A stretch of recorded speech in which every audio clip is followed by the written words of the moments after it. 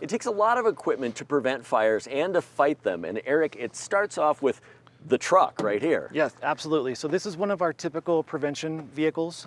You can see it's small, it's a pickup truck, but it has a 70-gallon tank and a pretty powerful pump here. So if our prevention technicians are out and they find a fire or an abandoned campfire, they have the ability to suppress that. So I wanted to show just some of the basic gear that most of our folks will carry in their vehicles, which starts with our personal protective equipment.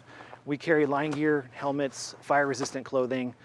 Many of our prevention technicians, as I said, are frontline firefighters, and when they're responding to an incident, they can take on that role of either incident commander, perhaps a public information officer, a fire investigator, or they could be a part of more of the management of the fire. So I wanted to kind of show some of the items that we have. Starting on this side, you know, one of our things, if you're going to be the incident commander or work on this fire, you're going to have to know where everybody's at. So you know who's coming to your fire, you know what you've ordered. When they get there, you're going to want to write down who they are, where they're at, have that accountability, it's safety. So that's really first and foremost.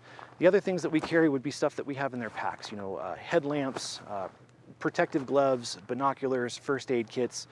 We have flagging here that you can flag hazards, whether it be a hazard tree, something to watch out for like a swarm of bees, or you just want to know how to get back to your engines so that you don't get lost on a fire. Technology is big too in fire prevention, and although technology helps us tremendously, there are some ways before technology was here that we got around. We used compasses. Weather is very important to us as well. Weather is a major driving force on how our fire behavior is going to be, how our fire is going to behave. So I have a couple of things that we had from a while back.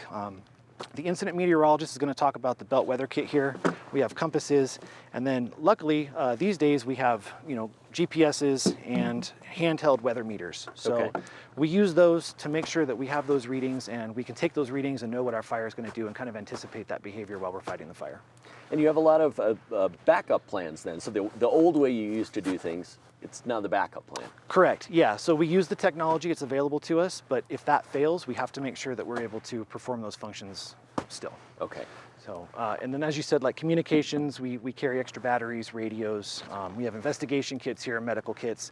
And then of course, no fire vehicle for the Forest Service would be complete without everyone's favorite, the chainsaw. So. Well, you can see why you guys have to stay in shape. That's a lot to carry. You can do a lot out of this truck, but what if you run into something bigger? So if we run into something bigger and we can't suppress it with this vehicle, then we're going to start ordering those resources. So, and typically what happens with that is the engines get larger. So.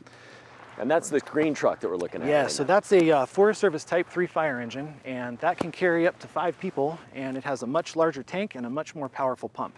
So in case we need that, we are able to order those, and we can order as many of those as we need.